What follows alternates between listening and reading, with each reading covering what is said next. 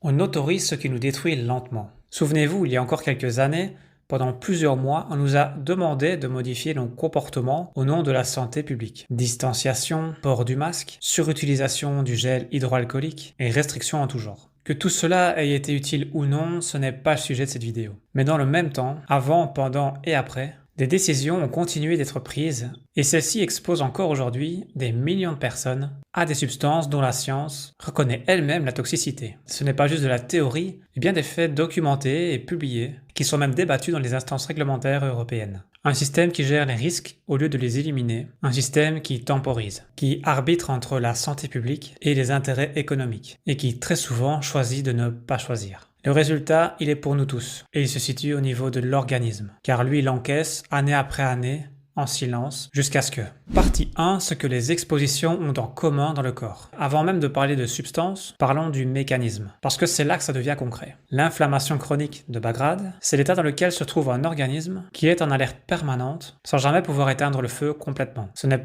pas l'inflammation aiguë que l'on peut ressentir en cas de blessure soudaine, c'est une activation continue et silencieuse du système immunitaire. Elle ne fait pas mal, elle s'installe, et sur la durée, elle est associée à la quasi-totalité des maladies chroniques, c'est-à-dire les maladies cardiovasculaires, le diabète de type 2, les cancers, les troubles neurodégénératifs, les dysfonctions thyroïdiennes ou encore la dépression. Et ce qui déclenche et entretient cette inflammation chronique, ce sont notamment les perturbateurs endocriniens, les composants persistants comme les PFAS, certains pesticides, la pollution aérienne ou encore les additifs ultra transformés. Autrement dit, c'est exactement ce que notre environnement quotidien continue de nous diffuser. Et certains diront que les doses de tout cela est acceptable et légalement autorisé. Mais l'effet cocktail du mix de tout cela dans notre corps n'a pas vraiment été étudié, car ce serait excessivement long et coûteux de le faire. Mais on se doute bien que le résultat final ne sera pas bénéfique. C'est bien là le problème central. Ce n'est pas un petit poison isolé qui poserait problème, mais bien l'accumulation sur plusieurs décennies. Partie 2, voici des exemples concrets récents qui parlent d'eux-mêmes. Commençons par les PFAS. Ces composés perfluorés sont présents partout. Emballage alimentaire,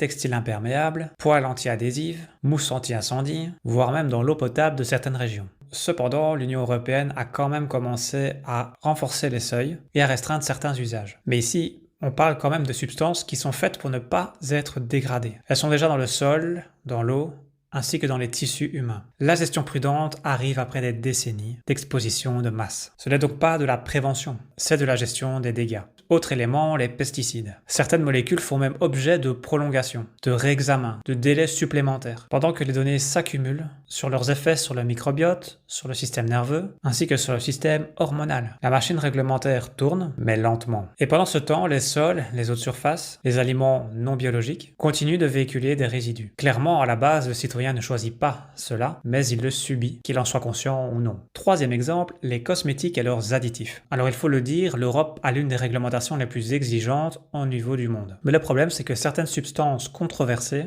restent présentes sur le marché pendant des années avant d'être retirées, le temps que les évaluations aboutissent. Pour les additifs alimentaires, le FSA réévalue, actualise et retire parfois. Mais le rythme de l'innovation industrielle dépasse systématiquement le rythme de la surveillance réglementaire. Et ce décalage structurel est vraiment le problème de fond. Autre exemple, c'est la qualité de l'air. La pollution atmosphérique reste l'un des premiers risques environnementaux pour la santé en Europe. Particules fines, oxyde d'azote, composés organiques volatiles, bien sûr des progrès ont été faits. Mais dans de nombreuses zones urbaines, les niveaux restent au-dessus des seuils recommandés par l'OMS. Et les particules ultra fines, les plus dangereuses parce qu'elles pénètrent les poumons et le sang, ne font toujours pas l'objet de réglementations spécifiques au niveau européen. Et donc même si on est conscient du problème, eh bien ça traîne. Et dernier exemple de la cohérence politique, c'est le Mercosur. Ça, je pense que tout le monde l'a bien saisi. D'un côté, on renforce les règles sanitaires en Europe, et de l'autre, on signe des accords commerciaux qui permettent d'importer des produits avec très peu d'exigences. C'est encore une contradiction assez forte que les défenseurs de la santé publique pointent depuis des années. Ce n'est pas simple, les enjeux économiques sont réels. Mais la logique de la protection sanitaire ne peut pas être à géométrie variable. Partie 3, qu'est-ce que tout cela signifie réellement pour toi? L'organisme humain est résilient. Il y a bien sûr des systèmes de détoxification, des mécanismes anti-inflammatoires, une capacité remarquable à compenser. Mais cette résilience a bien entendu ses limites. Et ces limites, on a tendance à les repousser de plus en plus chaque jour, avec des expositions que le système trouve acceptables, parce qu'elles sont en dessous d'un seuil fixé, substance par substance, sans jamais prendre en compte les interactions. Ce que montre la recherche en nutrition fonctionnelle ou en médecine environnementale, c'est que le terrain biologique se construit ou se dégrade dans le temps. Et l'inflammation de bas grade n'apparaît pas du jour au lendemain. Elle s'installe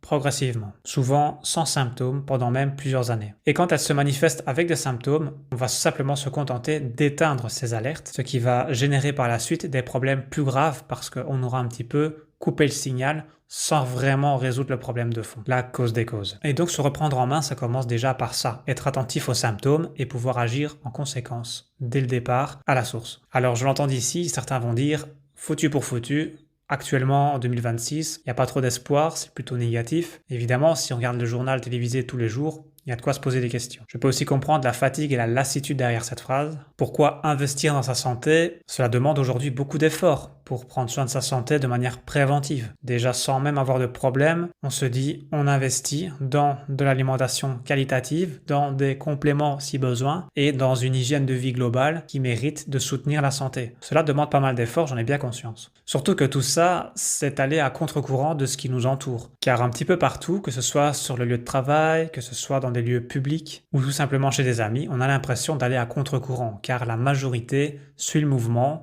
se fait plaisir, profite et ne fait pas trop attention à sa prévention santé. Et quand on prend ça en main personnellement, on a un peu l'impression d'être seul face à tout le monde. Mais voilà, encore une fois, c'est un petit cheminement individuel, ça doit venir de soi.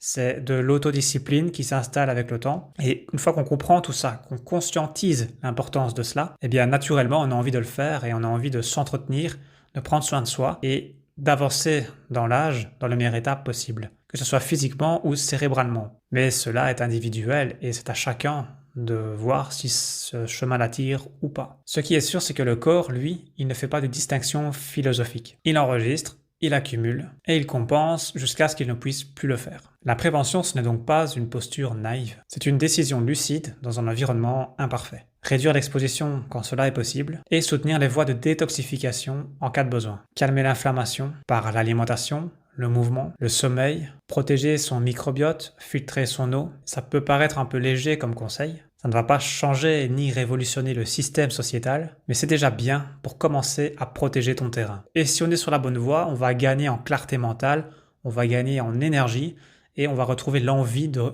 faire des choses dans sa vie, de générer des projets, de faire des choses bien autour de soi. Et la vie alors peut commencer à changer dans le bon sens. Mais ça, personne ne peut le faire à ta place. Cela dit, si tu es dans cette démarche de reprise en main de ta santé par la nutrition, la complémentation et l'hygiène de vie en général, n'hésite pas à réserver un appel découverte, on pourra en discuter et voir comment je peux t'aider à atteindre tes objectifs. Merci pour l'écoute et à la prochaine.